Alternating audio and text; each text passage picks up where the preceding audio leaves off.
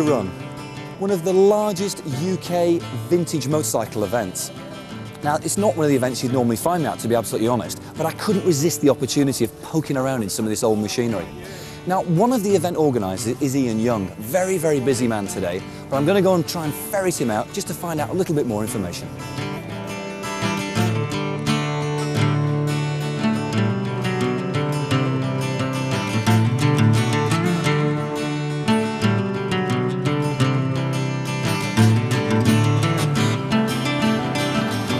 Ian, there's stacks of people here, there's some amazing machinery. What on earth is going on?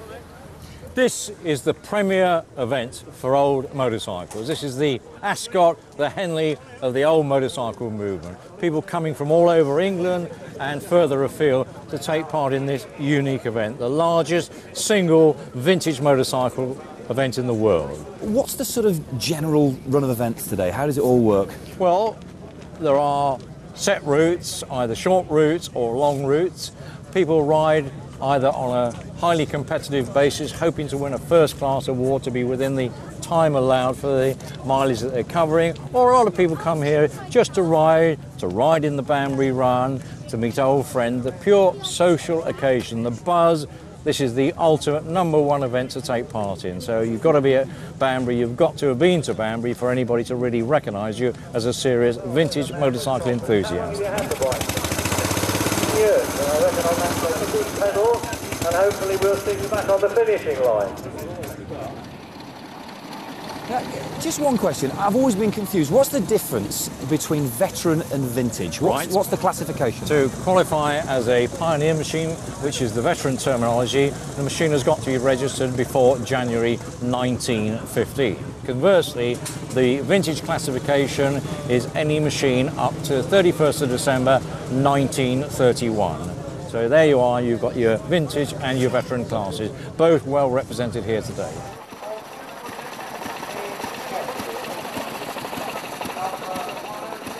Ron, this is a very unusual looking machine. I certainly haven't seen one before. What type of machine is it?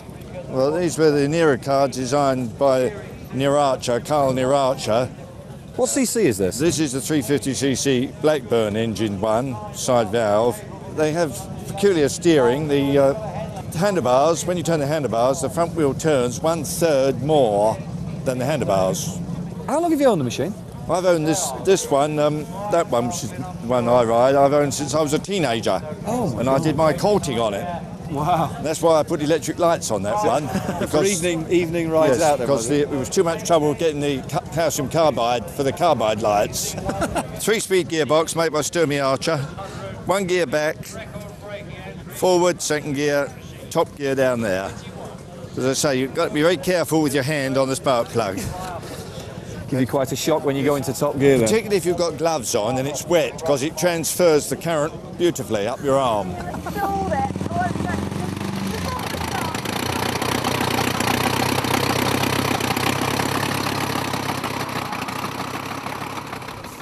Peter, this looks a rather interesting piece of machinery. How long have you had it? About 20 years. I've built it up out of bits. It's quite an unusual machine, the McAvoy. It's one of the things that was like a Brough Superior, but was actually made by one of the lesser-known firms in Derby. What size engine is it? Well, it's supposed to be 1,000 cc's, but this one's turned out a little bigger, so it's about 1,200. So you've done quite a bit of modification on it? No, it's just the bits I found when I put them together. That's how it turned out. Oh, right. And, do you use this bike regularly? Once a year on the Banbury. Oh, right. Run me through it. What is it? It looks fantastic. It's a 1924 Triumph Model SD. The SD means spring drive, which is on the end of the gearbox. So when you take off with the engine, it doesn't give you a sharp tug when you go away. It just goes away nice and smoothly. Yeah. They were built about 20,000 between 1920 and 1927. It's a 550 side valve size of the engine. A 3-speed gearbox. In its day, I mean, who would have actually used this bike? You know, who would have been able to afford it? Yeah, being a deluxe version with all the nickel plating and all the sprung footboards and sprung saddles and that, it was always a little bit more expensive. It's £69 in 1924, which was a lot of money then if you work it out. And it was used mainly by the higher-ups, by the doctors, the people that had to get around. I'm in an incredible position today. I've been lent a machine to take part in this event, and this is it. It's a Henley. It's owned by a very, very charming gentleman called Guy Ashenden, 92 years of age, who only recently stopped riding. He's going to lend me this for the event, and I hooked up with him for a few tips about the bike yesterday. Now, Guy, it's a wonderful old machine. How long have you owned this machine? Well, I bought it for £3 in 1937. When it was 13 years old and 13th hand. I'm not familiar with the make. What's the origins of Henley? The origins of the Henley, as far as I know, that it was one of dozens and dozens, possibly hundreds, of little back street engineering firms. And they all wanted to get into the motorcycle business. So what they did, they made a petrol tank and a frame. And having done that, and they bought in from all the people who made them forks, gearboxes, engines, magnetos, and so forth, you see, and built them all into the frame and called it a Buggins or whatever they care to write on the petrol tank. Why have you been doing it all these years? What aspect of the motorcycling is that really gives you the buzz? Well, I think it gave me the freedom of travel from a confined office life, for one thing. Yeah. A sort of means of transport which appeals to somebody with an adventurous streak in their nature. I think that's about what it really is. You've seen the development of motorcycles over the years. Yeah. What do you think of the new machinery on the roads at the moment? Well, I think it's absolutely marvellous. I really do, all of them. Have you ever ridden a new bike? No, not a really late one. No, I haven't.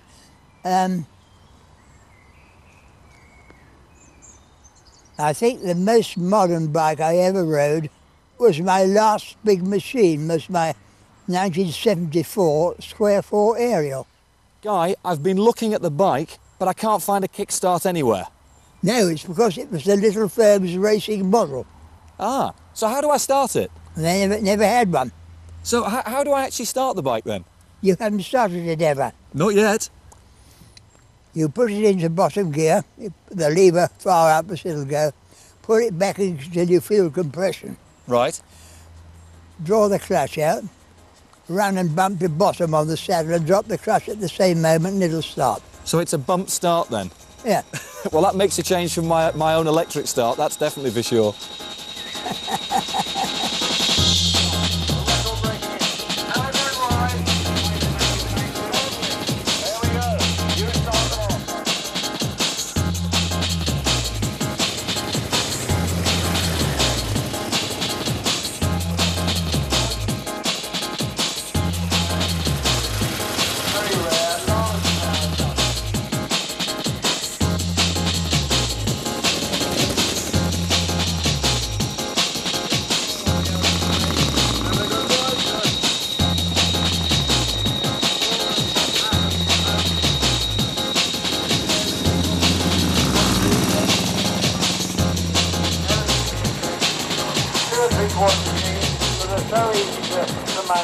Now, to do this event on your own would be really quite foolish. I'm very fortunate to have Alison here, a bit of guidance.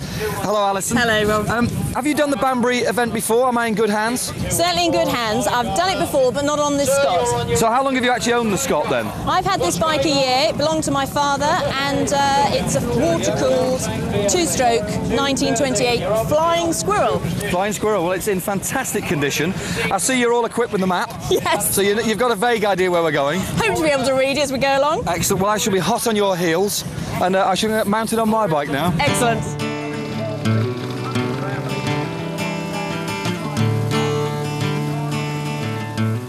As Alison made a clean getaway, I got left behind and had to make a dash for it. Leaving the start line, I became aware of the nostalgia of this event. You're immediately taken back to a past era, perhaps, as some would say, the heyday of motorcycling. I eventually caught up with Alison at the famous Banbury Cross, and we both headed off into the Oxfordshire countryside.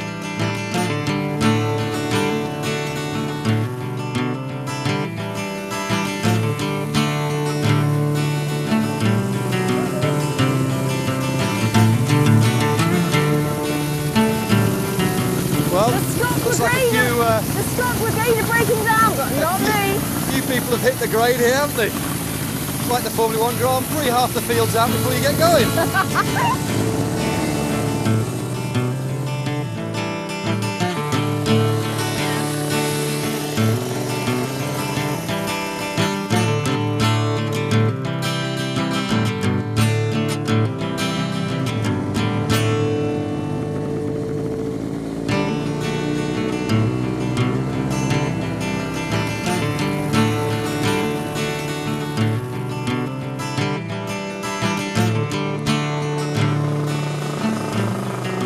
So how are you finding riding a bike?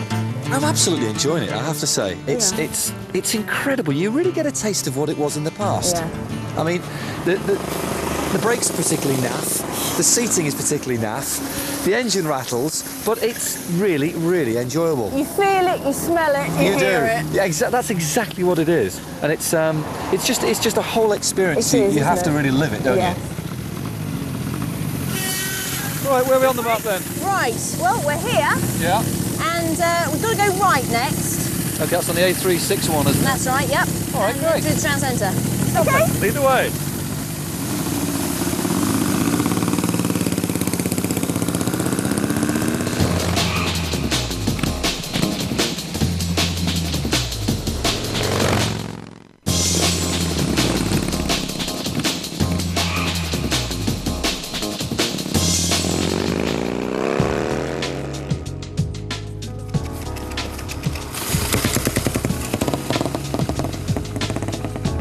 Why is the Banbury Run so special in the VMCC calendar? Well, to any hardened enthusiast that studied the history of motorcycling, the place Banbury features very strongly. Not only was it a sort of mid-country meeting point for a lot of clubs holding different sporting events, but of course the famous Sunrising Hill that your competitors will be riding up today was used by manufacturers to test new models. And if the machine was able to cope with sunrising, that automatically gave it a lot of credibility. So there was an awful lot of motorcycle activity around Banbury in the veteran and the vintage era.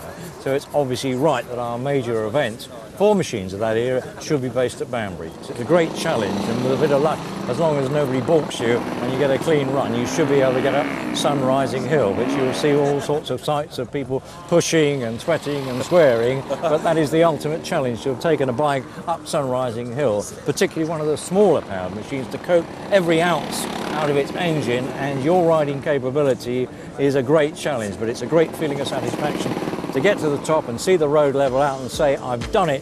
Sunrising, yes. Hurrah! We've made it!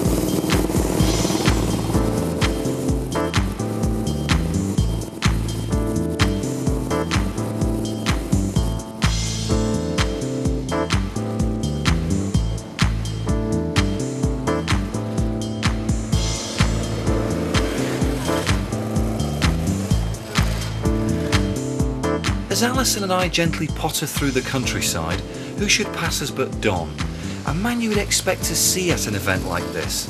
So let's go and see what piece of nostalgia he's looking at.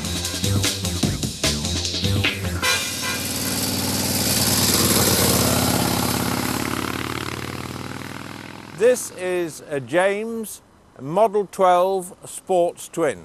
It was made in 1925, and it's difficult to believe that this tiny machine holds a 500cc V-twin four-stroke engine. James was well known in later years for its wide range of two-strokes, but in fact in the 20s they produced machines from 250cc to 750, all of them being four-strokes, and this was the ace in the pack really, the most successful bike and the most well-known of the James motorcycles. What I like about James is that they were a very honest company. And I say honest because it's interesting to note all the main parts of these motorcycles they made themselves. And the only thing on this machine which was bought out were items like the tyres, carburettor, magneto, lamps. Everything else was James.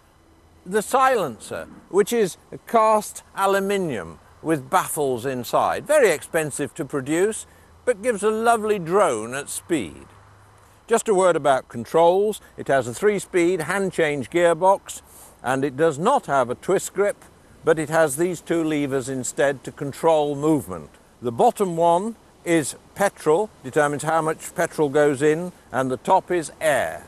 Getting the right balance between those 2 is part of the skill and pleasure of riding these old machines.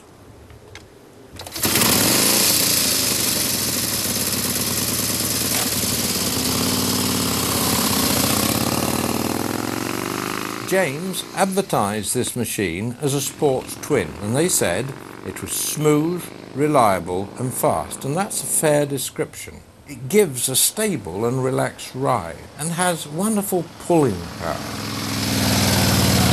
largely due to the heavy flywheels which were used in those days. Handling is very good, and the steering lock extremely generous, permitting easy turning on the road. It is worth riding an old bike, if you haven't done so, to experience this wonderful characteristic.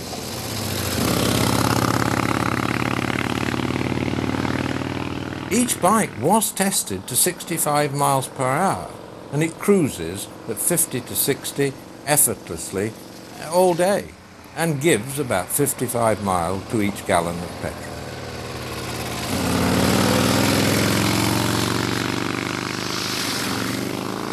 The founder of the Vintage Motorcycle Club, Titch Allen, tested this machine in the 70s, and it's very interesting to see what he had to say. I quote, "I think I can best sum up the Twin Jimmy by saying that of all the vintage machines I have let slip through my fingers, this is one I wish I had acquired." Although James advertise themselves as the king of motorcycles, I wouldn't necessarily go with that, but this model, this V-twin, was affectionately known as a Jimmy. I must say, I understand why people looked on these Jimmies so affectionately. They are lovely bikes. It's difficult to understand why they don't have more recognition for a bike of that period, but they are wonderful. To me, the Jimmy is a cracker, a real cracker, and I've thoroughly enjoyed riding it. So Alison, how are we doing? You've checked the map. Are we actually halfway around yet? Or? Well, we're about 2/3 of the way around. Right. Main obstacle is out the way, Sunrising Hill. That was fun. Which was a bit of a giggle, to say the least. Bit of a sharp bend there, didn't you think? You never know if you're just going to quite make it or not, but we did. So we both got up with not a problem at all. Crowds around. Absolutely. So you have to, the pressure's on. Exactly. So what happens now? How far back? Well, we've got a few miles to go before the finishing. Banbury. Yeah, at Banbury. And then we'll be at the ceremony. So see if we win any cups. Absolutely. Well, should we get going then? All right then.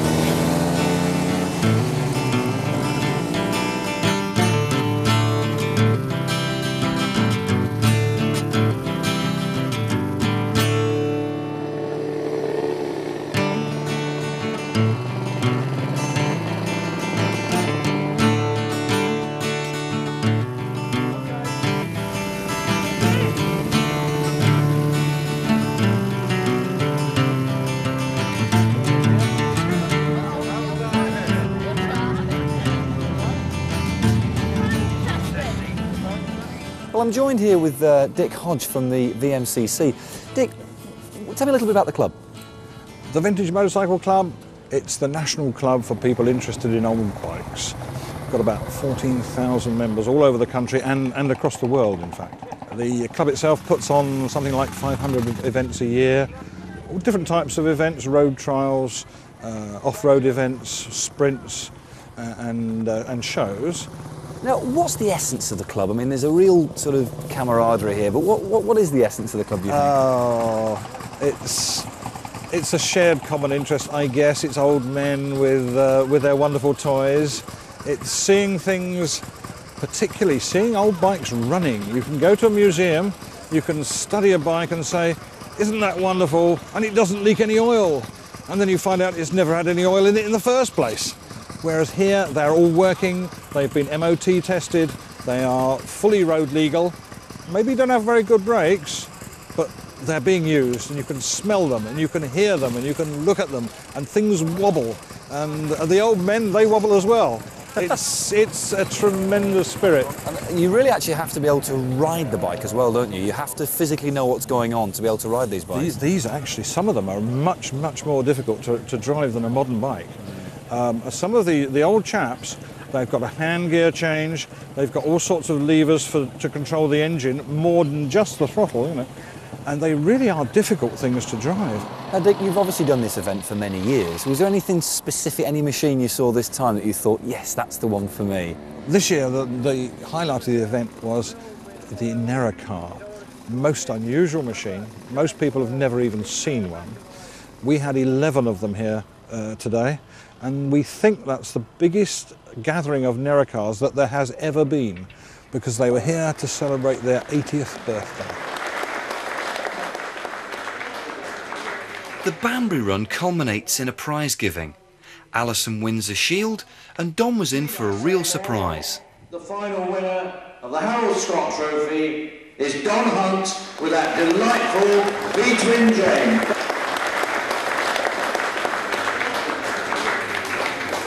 I hope to see you all here next year, and we'll see if we can do it all again. What a great day.